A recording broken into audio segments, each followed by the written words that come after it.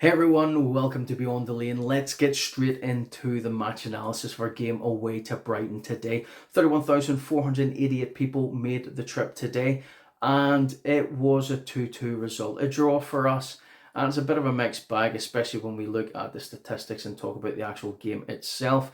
A few changes that were unexpected. Some of them for me it was expected, but we started out with a 4-3-3 formation. I was not thinking that we would deploy something like that in this type of game, but we did. We also seen three changes to the starting 11. Xavi Simons coming off from the left, being replaced by Odegaard.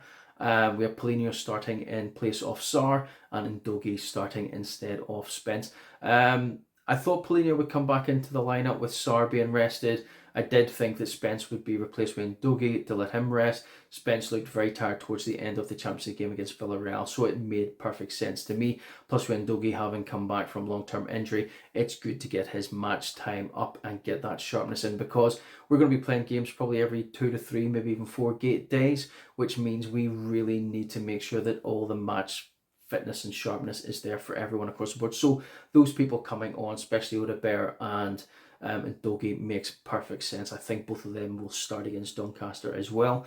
But that's a different video, and we'll maybe touch on it a little bit towards the end of this one. So with all of that in mind, let's have a look at the stats. Now, bearing in mind, these stats are very, very strange, and I'll kind of go through it as we talk about it. We had 64% possession, which is kind of average for our games this season, and kind of where I thought we would be. The One Hotspur thing, you can make predictions throughout a game to say who your first scorer is, what possession is, and all that kind of stuff, how many passes you're going to make. So I had down 64%, and I did have Richie to score a first goal. So I'm glad it was right there. I was quite happy with that. But when we look at that type of possession and then look at the other stats, it's just completely out of whack.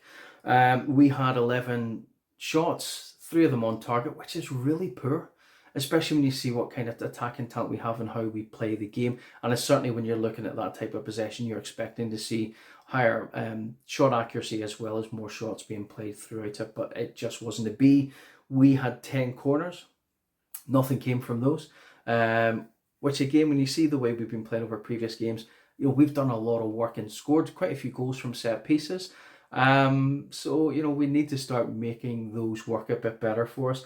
27 tackles made in the game with only 37% accuracy in those tackles landing, which is absolutely dire for a team with such good defensive players and defensive tactics that we deploy in a game. It's absolutely fucking woeful. And I do apologise. I'm probably going to swear a few more times, so I do apologise if that offends you, but I can't help myself with this. This is really poor. 9 interceptions made throughout the game. 48% of aerial duels won. Again, being terrible. Stats, from a statistical perspective, and again, it's a fucking disgrace. We shouldn't be that poor in the air. We should be dominating, especially when you look at some of the players that we have that are so good in the air. 518 passes made with 88% accuracy. Better than what we were against Villarreal, and I think it's up slightly from the game against West Ham. So good to see so many of those passes landing, but again, when you look at the stats overall, then it just makes you think the passes just being played back and forth between each other rather than actual meaningful movement driving that ball forward and trying to score. 32 crosses, which is a good number for it. I think in our previous games, I think we had 39. So again, very good numbers. However, and this is the real kicker, 9% accuracy. I was going to swear again there, but I've pulled myself back a wee bit. That is absolutely disgraceful. How can we put in 32 crosses and not even 10% of them landing to a Spurs players, the ball's going into the box? So what I can see off the back of this is when they get back into the training ground, and the analysis will be done on the game and show where we were poor, what we lacked in, the things that we need to work on for the next games. All of these set pieces need to be looked at and drilled relentlessly to get it through people's head and what their job is when they're playing the game. So yeah, just those are some of the stats I decided to pull out and put out into the video to show this was such a strange game, from high possession, a lot of creativity with no end product. Absolutely down. And you can kind of see where we've really struggled to dominate sometimes in games against teams. Definitely against Bournemouth, and we've seen it again today against Brighton. So we'll look at the goals. 4 goals all overall, 2 for each side, and we'll talk about each of the goals because there's stuff we do need to talk about them, because from my perspective, and you may feel the same, they were really poor. So let's just jump straight into it. So the first goal, Minte for Brighton. We were dispossessed. Odegaard has the ball, approaching in from the left-hand side, driving into the box. Gets dispossessed by Brighton. They've closed him down, gotten the ball off him. Ball gets played forward down the right-hand side, over the top, straight on to Minte. We've got players well wide either side of him. It looks to be offside, but the whistle hasn't gone. He's driven the ball forward into the box. Vicario comes out to ground. He goes wide of him, rounds him, and puts the ball into the back of the net. Now, we shouldn't be getting dispossessed from that point. That ball should have been played somewhere. He shouldn't be driving towards the centre of the box. He should be coming down the left-hand side to put that ball in. But we have been too slow to react to losing that ball, closing it down before the ball gets put over. But we've also been caught off guard at the back that he has actually been allowed so much space to run onto a ball and drive for our goal without any tackles or pressure being put on him to do it. So from our perspective, it is absolutely woeful from start to finish. From a Brighton perspective, the disrupted play, they found the outlet, they put the ball forward. The ball has been delivered beautifully by Brighton. It's landed right key for him. And then he hasn't had much work to do in driving that ball forward, rounding the keeper and slotting that ball into the back of the net. From a Brighton perspective, it was perfectly worked. The interception was made, the ball was played, and the goal was fantastically taken. If I was a Brighton supporter, I would be absolutely over the moon with a goal like that. But from a Spurs perspective, again, it was just terrible from start to finish for us. We should have done so much better with a number of opportunities to stop that from happening. Going into the second goal for Brighton to put them 2-0 up again. It was definitely a goal of two sides. Bergvall has the ball outside on the right-hand side of our box. He gets dispossessed. The ball lands at Ayari. Ayari takes it to the corner of the box and hits an absolute screamer. And it looks like it's getting fired directly at Vicario. Vicario dives out to try and stop it, hits it with one hand. Ball is hit so hard, goes right through off the glove and into the back of the net. Again, Bergvall's been dispossessed in a dangerous area. He's been closed down. We haven't given him an option to play that ball out, whether it's a pass or putting that ball direct up the line. And we've not closed down Ayari when that ball's went to his feet. He's had an open shot to run to that box and just ram it. But then again, Vicario, if he's coming out and diving off to the left to try and stop that coming in high, 2 hands behind the ball means that it's not going to go straight through your gloves into the net. It's going to come out into the box, giving your left back, your centre halves an opportunity to try and clear the box for you. So we've done everything wrong for both of those goals. We've been easily dispossessed. We've not had the options to play the ball out, and we've not caught players coming into the box to stop them from doing our balls being played into them.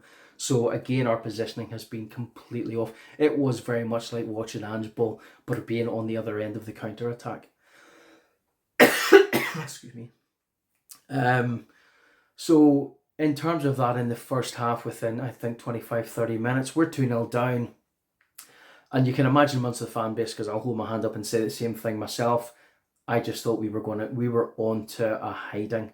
I was getting flashbacks to the last game of the season. I was thinking, this could be a 3 or 4 the way this is going, because nothing's going right for us. We're getting dispossessed in places we shouldn't be. We're not providing open options for the passes. And what drives into the box or towards the box we're making, we've got no end product. Lo and behold comes the first goal for Spurs. Ball's coming in, it's getting passed around the outside of the box. It starts moving on in. Ball gets taken across the box to Kudus, and the commentary when listening to it on the radio was like, he's crossed it into Richie. He didn't. He absolutely slammed that ball. He was going for goal. He's hit it that hard because when it makes contact with Richie's chest, you can hear the thud. And when the ball drops, instead of just randomly pinging off him, it's actually dropped really, really nice.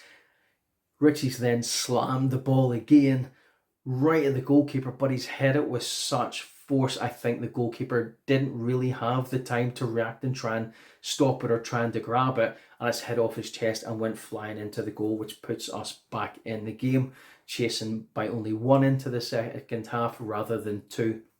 And from that point, you kind of seen a different Spurs. We looked a bit more proactive in trying to drive in, and we were actively chasing that second goal before the second half, which was really good to see. Second half, or half time has came before the second half, and you're imagining that, yeah, there was going to be probably some harsh words said by Thomas Frank to the playing team.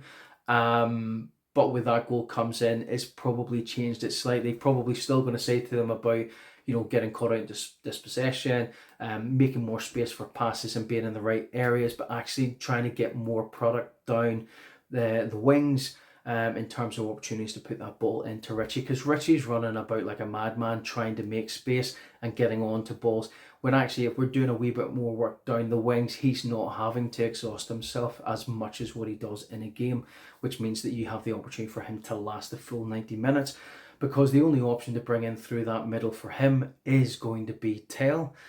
What might be a better option is potentially just putting Johnson in there. From what I've seen, and I'm a big Johnson fan, by the way, and I'm not by any means slagging him off here.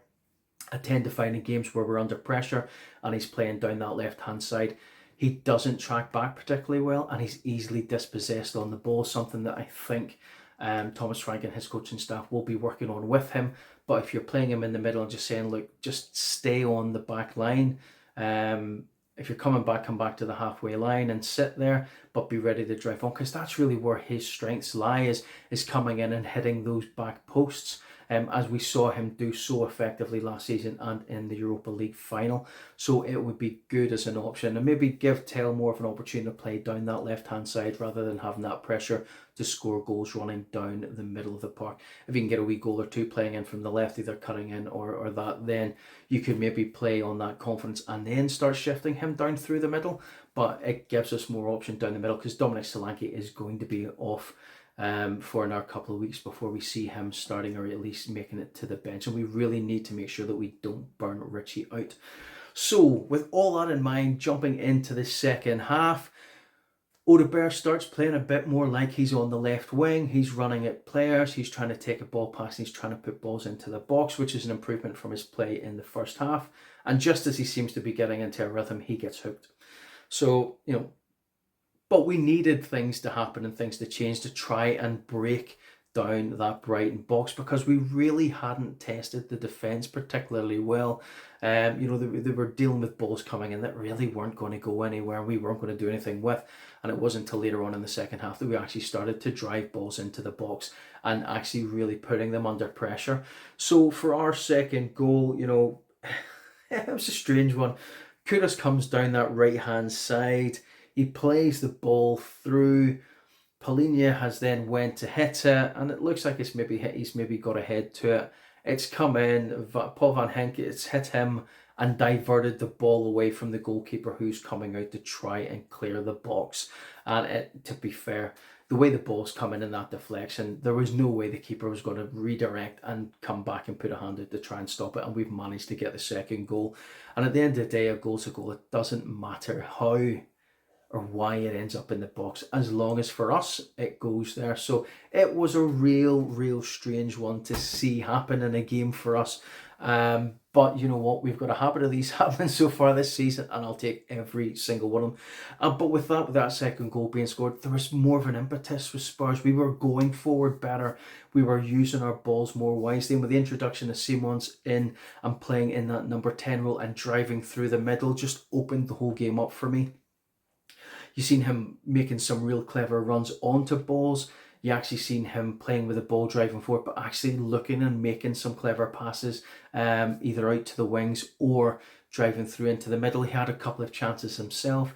One I know was coming in through the middle, a lot of space in front of him. He takes the shot and it just goes wide of the left-hand post.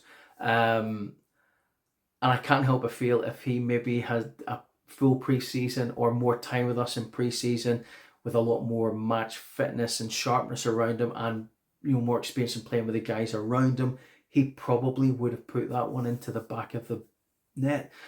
So it does look, it's. I can see why he's getting played on the left, because we're not particularly strong there yet. We've got guys that haven't had much game time there, so the match fitness and the sharpness isn't there. But at the same time, with the form of Sarr and Bergvall, it's very difficult to drop them out of that middle to allow him to play in his preferred number 10 role. But playing him out on the left still has that creativity on the pitch, but it also increases his match fitness and sharpness as well while doing that. But it does take away that threat coming through the middle. From the left-hand side, you see bits and pieces of it in previous games, but what we saw today was what he can do for us. And as I say, that match fitness and sharpness coming more and more into the frame, and him playing in that preferred role, he really is going to open things up a lot more for us. Left-hand side of the pitch is still a concern for me. It's still not particularly strong, and you kind of see with Spence and Xavi playing down that side, they're still not quite clicking. Whereas when you see it on the right-hand side between Porro and Kudus, they've got a really good relationship. The overlaps are there, the passes, and they know the movements of where each other's going to go. We just don't quite have that down the left-hand side.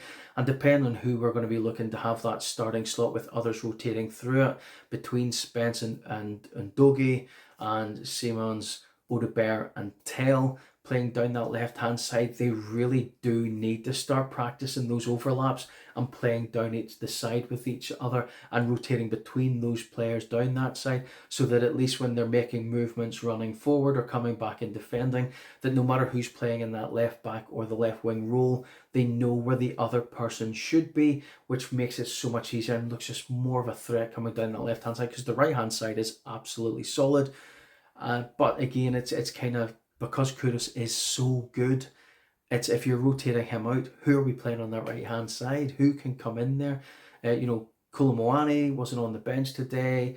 His match fitness was really, really lacking, so we do need to do a lot of work to get him up.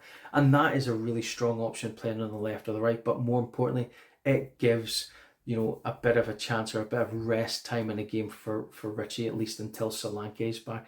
But I mean, the options are there. Our forward line is...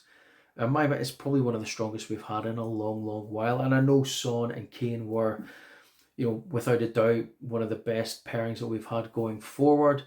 But when they were injured or they were out, we just didn't quite have the quality to take over from that.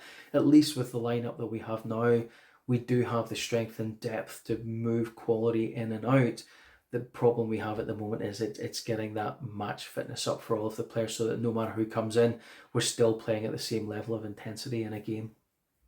The back line does worry me. Centre half wise, we're seeing, thankfully, Van de Ven and Romero are remaining fit. They're not making as many stupid challenges, although Romero today did one where he was kind of standing over one of the players when he went down, and you kind of felt, Christ, here we go. But it came to nothing, and he's made some rash tackles in the Champions League game as well. So I like a player like that coming in and being quite physical, but sometimes we really do need to kind of watch ourselves in certain situations, not doing the stupid, silly things. But it's not to say that he is the Romero we've seen a couple of seasons ago, where everything was almost like he was looking for fights in games. So, it's a massive change in terms of that. And we need to make sure that we can keep them fit. However, it's, Danso needs time. He still needs to come in and play games with either or of them, just so that they have that experience in playing together.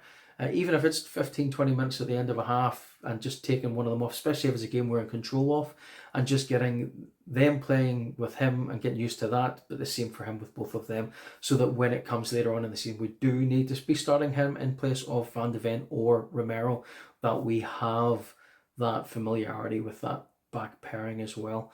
And certainly when we switch to three at the back, that'll come as well. That more game time together will make that happen. Left back, right back, Porro.